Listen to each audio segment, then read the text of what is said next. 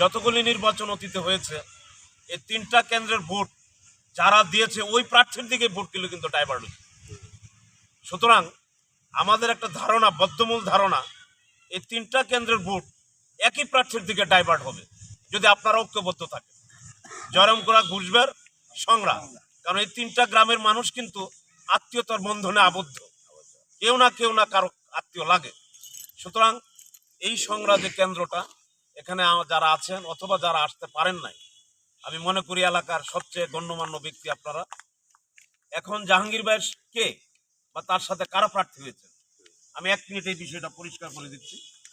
সেটা হচ্ছে, মনে করেন আজকে জাহাঙ্গীর ভাই দীর্ঘ সময় ধরে তিনি টাঙ্গাইলের বিখ্যাত ঐতিহ্যবাহী বিশ্ববিদ্যালয় কলেজ, করটিয়া সাধক বিশ্ববিদ্যালয় কলেজ ছাত্রলীগের তিনি সভাপতি ছিলেন। হালুয়াঘাটের দুঃসময়ে দুর্দিনে ছাত্রলীগের তিনি সভাপতি ছিলেন। হালুয়াঘাটের এক সময় আওয়ামী লীগের জয়েন্ট সেক্রেটারি ছিলেন। বিভিন্ন সময় নেতৃত্ব দিয়েছেন, যখন আওয়ামী লীগ কেউ করতো না, ভয় পাইত, সেই সময়গুলিতে কিন্তু বলিষ্ঠ কণ্ঠে তিনি নেতৃত্ব দিয়েছেন। আপনারা খেয়াল করবেন, একজন প্রার্থী যতগুলি গুণ থাকা প্রয়োজন ততগুলি গুণই কিন্তু ওনার ভিতরে আছে। উনি হালুয়াঘাটের যে high school, model high school আমরা চিনি, এই বিদ্যালয়টা সবচেয়ে প্রাচীন বিদ্যালয়। 1951 সালে এটা প্রতিষ্ঠাতা তার মরহুম জেঠা মরহুম আজিমউদ্দিন স্যার। এই উত্তর ময়মনসিংহের চিনা না এমন কোনো ব্যক্তি নাই, তার উনি ভাতিজা।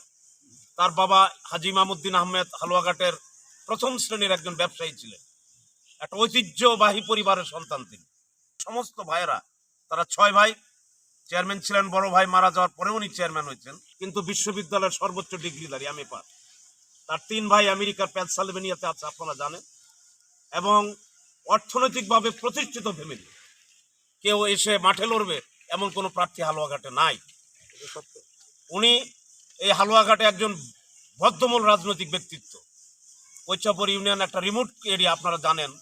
এখানে একটু কাজ কম হলেও সর্বশেষ হালুয়াঘাটের 12টি ইউনিয়নের মধ্যে স্মার্ট ইউনিয়ন ঘোষণা করা হয়েছে জাহাঙ্গীর ভাইয়ের ইউনিয়নকে, তার নেতৃত্বে। এটা কিন্তু একটা বিরল ঘটনা। এখন উন্নয়নের কাজ, উনি হয়তো থাকবেন না, ওখানে কাজ অটোমেটিকলি হবে।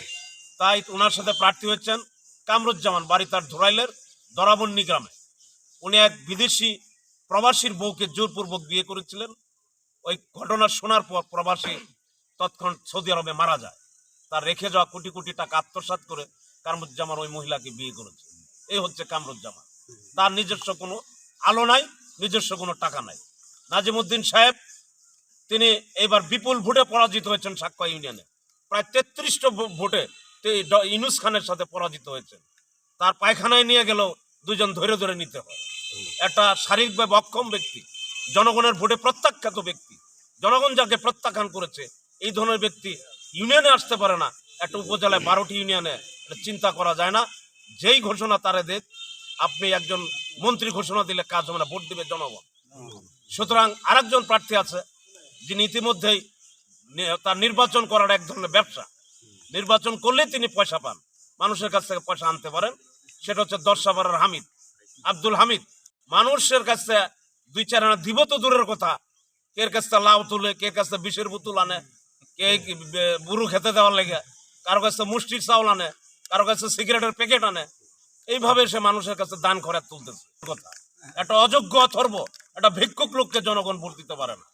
সুতরাং আমি মনে করি জাতি, ধর্ম, বর্ণ, দলমত নির্বিশেষে যে যেখানেই আছেন, হালুয়াঘাট উত্তর অঞ্চলের একজন কীর্তিমান সন্তান হিসেবে আগামী রাজনীতিতে একটা আলোকিত হালুয়াঘাট করতে, শক্তিশালী হালুয়াঘাট করতে, লাঠির যুদ্ধে, ক্ষমতার যুদ্ধে তার সাথে লড়বে হালুয়াঘাটে এমন কোনো ব্যক্তি নাই।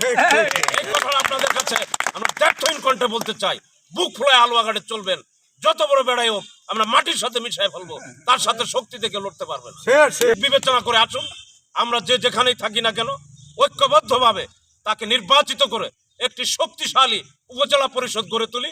আগামী দিনগুলোতে হালুয়াঘাটের যে ক্রাইসিস, পলিটিক্যাল ক্রাইসিস, উন্নয়নের যে ক্রাইসিস, সেটাকে আমরা ফিল আপ করি এবং একটা আলোকিত সুন্দর শক্তিশালী উপজেলা পরিষদ গড়ে তুলি। সেই লক্ষ্যে জাহাঙ্গীর ভাইয়ের হাটকে আমরা শক্তিশালী করব। সেই উদ্যত আহ্বান, অনুরোধ রেখে আপনাদের সকলকে সমবেত কাফেলায় ঐক্যবদ্ধ থাকার জন্য অনুরোধ জানিয়ে আমি আমার সংক্ষিপ্ত বক্তব্য শেষ করছি। ধন্যবাদ সকলকে।